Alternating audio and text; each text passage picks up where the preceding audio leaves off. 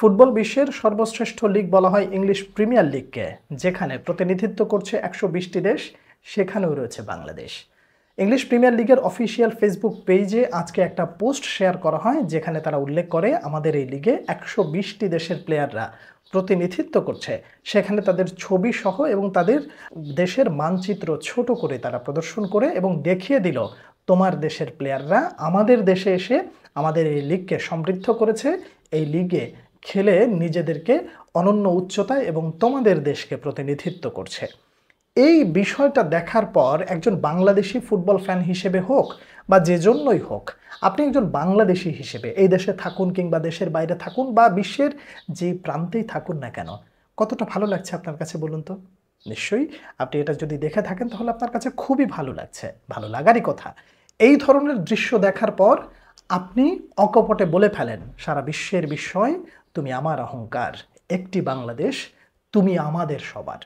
এই যে কথাগুলো আমরা বলি, এই কথাগুলো বলার পর এই ফুটবল নিয়ে যখন আমরা মাতামাতি করে উঠি, তখন এক শ্রেণীর মানুষ যে হিংসায় জ্বলে যাচ্ছিল, তারা কি হামজা চৌধুরী যে বাংলাদেশকে প্রতিনিধিত্ব করছে, 120টা দেশের মধ্যেও রয়েছে বাংলাদেশ, তাদের চোখে কি এই দৃশ্যগুলো কখনো পড়ে? হামজা চৌধুরী বাংলাদেশে আসলে এক শ্রেণী বলে উঠেছিল যে বিদেশি প্লেয়ারদের আধিক্যতা যদি বেশি দেখা যায় তাহলে এদেশের ফুটবল বা দেশীয় যে ফুটবলাররা রয়েছে তারা হয়তো নিজেদেরকে বিকশিত করতে পারবে না বা উন্নয়ন হবে না, উন্নতি হবে না। আসলেই কি তাই? এজন্যই গুণীজনরা বলেন যে হিংসুকদের পরাজয় সুনিশ্চিত, তারা কখনোই মাথা তুলে দাঁড়াতে পারে না। এ ধরনের হিংসুকেরা যদি কখনো মনে করে যে আমরা শুধুমাত্র ঘরে বসে বা সোশ্যাল মিডিয়ায় বাংলাদেশকে নিয়ে বেশি মাতামাতি করি, আপনারা ভুলের স্বর্গে বসবাস করছেন।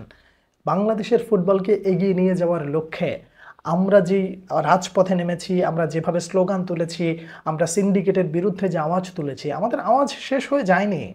আমরা এইগুলো দেখে আরও বেশি অনুপ্রাণিত হই। এই যে হামজাকে নিয়ে যে একটা পোস্ট করা হলো, এটা দেখার পরে আমাদের ভেতরে আরও বেশি শক্তি কাজ করছে।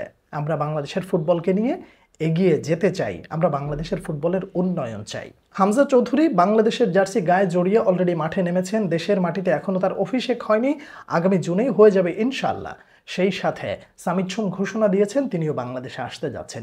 এই যে নামগুলো বাংলাদেশে আসছেন, বাংলাদেশের হয়ে খেলছেন, তারা দেশের বাইরে গিয়ে বাংলাদেশের নামকে বড় করছেন, উজ্জ্বল করছেন। তাদের প্রতি যতটা কৃতজ্ঞ, আমি আরও কিছু মানুষের জন্য কৃতজ্ঞতা প্রকাশ করতে চাই, যারা বাংলাদেশের মানুষ, জীবনের তাগিদে, অর্থের তাগিদে, ফ্যামিলির জন্য আপনজনকে ত্যাগ করে দেশের বাইরে আপনারা যারা প্রবাসী রয়েছেন, আপনাদের জন্য অন্তর থেকে দোয়া করি। এবং আপনারা বাংলাদেশকে রক্ষা করেছেন এমনভাবে, এই প্রবাসী আপনারা হচ্ছে আমাদের বাংলাদেশের এক একটা খুঁটি, যারা বাংলাদেশকে রক্ষা করছেন দেশের বাইরে থেকে। আপনাদের রেমিটেন্সে বাংলাদেশ টিকে আছে। হামজা চৌধুরীকে যেভাবে কৃতজ্ঞতা প্রকাশ করছি, সামিদ সোম আসাতে যেমন খুশি হচ্ছে, ঠিক তেমনিভাবে আপনারা যারা দেশের বাইরে রয়েছেন, আপনারা পরিবার ছেড়ে যে মানুষগুলো দেশের জন্য, নিজের জন্য সংগ্রাম করে যাচ্ছেন, অকুণ্ঠ সমর্থন যোগাচ্ছেন, আপনাদের প্রতি অনেক অনেক কৃতজ্ঞতা। আমার এটা খুবই ছোট একটা কমিউনিটি, আমার এখানে অনেকেই প্রবাসী রয়েছেন, যারা রয়েছেন তারা একটু সাড়া দিবেন। আমি আপনাদেরকে বিশেষভাবে ধন্যবাদ জানাতে চাই, অনেক অনেক কৃতজ্ঞতা জানাতে চাই। আপনারা বাংলাদেশকে এত বড় করেছেন, বাংলাদেশকে টিকিয়ে রেখেছেন। কৃতজ্ঞতা প্রকাশ করছি সেই সব ভাইদের প্রতি যারা প্রবাসী, বাংলাদেশের রেমিটেন্স যোদ্ধা। আপনাদের প্রতি অনেক অনেক কৃতজ্ঞতা, ভালোবাসা। আপনারা দূরে থেকেও বাংলাদেশকে যেভাবে সাপোর্ট করছেন, আমি একজন ক্ষুদ্র মানুষ, আমাকেও দেশের বাইরে থেকে আপনারা যারা সাপোর্ট করেন, সমর্থন জানান, আপনাদের প্রতি অনেক অনেক কৃতজ্ঞতা জানাচ্ছি। এইভাবে বাংলাদেশকে আমরা রক্ষা করতে চাই, বাংলাদেশকে বড় করতে চাই।